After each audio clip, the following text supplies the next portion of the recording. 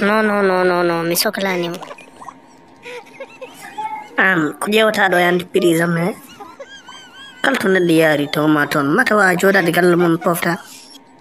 a janggani école a janggani qur'ana no so Allah hulaka jole billahi wallahi jijjeɗu ɗum kam wona haaju ma mi janggani école yo mi janggani qur'ana yo ɗum wona haaju ma entreprise moɗo mi naati hen mbiyata tan ko yaltu kadi an a jeeya entreprise woni sa mbiya yomi yaltu wona ko ɗum bonni ɓaleɓe neɗɗo jeeya hunde wiyene waɗen hasidagal ni hen min haala hew kam mi wawa ɗum mbimi ko ya yaltuɗo fa bowal an wona ken homnoɓe no min son haɓama mi pari tan mi serti hen min haɓataki ni mboɗo nanga ɓerde ley kangaɗo oɗo mi anda fo wonno pommi waɗandemo mi anda hakkillo woni ko hewani mi anda kanko jiiɗo walla hakkille mum heewi min adimɗo ko liggade soɗon mbawi liggidde mi liggi noon kam son mbawa mi wiya non mbawa mba sawiɗo ari yennami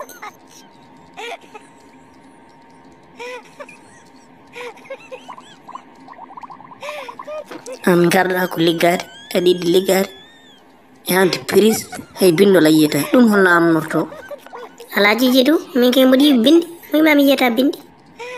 mari bindi ngalaɗo e ɓalal hen mi holluma pour que ma ganda mboɗo yiye bindi min mboɗima soɗo wawi lirde bindol hanata haalan haala yiide bindol yiide bindol en tiiɗi mbimi ko ya yaltu entreprise o bowal mo par désortement o lirde bindol min kay gandomi lirta ko tekke wona bindi bindol en liro ala mi famani